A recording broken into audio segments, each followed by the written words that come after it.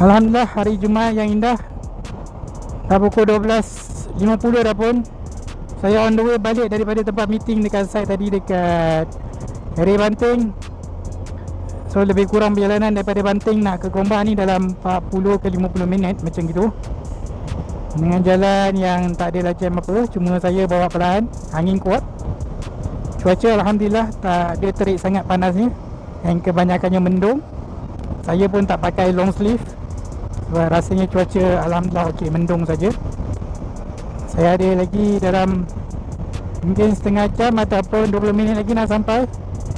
Cuba sampai sebelum azan Zuhur. Kita target solat Jumaat dekat sana lah.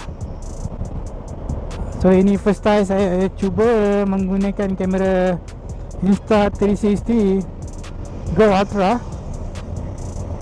Yang mana yang tahu secara ringkasnya, Insta360 Go Ultra ni dia sejenis action camera daripada Insta360.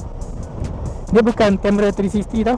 Dia bukan kamera 360 degree. Dia action camera yang macam GoPro, cuma dia ada kelebihan satu, dia ada flip screen, which is saya boleh nampak apa yang saya rakam sekarang ni. Dan dia kamera dia boleh detach, dia boleh cabut daripada dia punya port ni, boleh cabut nak letak dekat sini ke, dekat helmet ke, dekat mana-mana yang magnetic pun boleh. Dia boleh lekat kamera tu dia dengan magnet saja, ataupun pakai bracket yang disediakan. And then saya juga menggunakan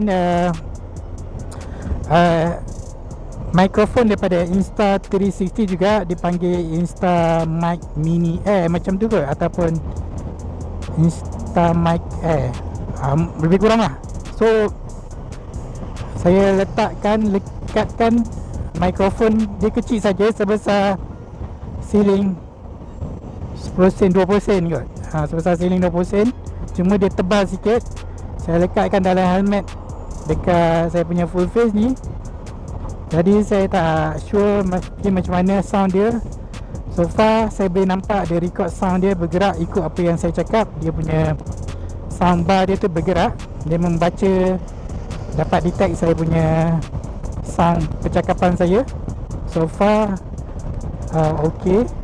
Cuma nanti saya nak dengar sendiri dalam, bila saya dah transfer dalam komputer, nanti tengok macam mana, ataupun boleh dengar terus direct dekat sini kot.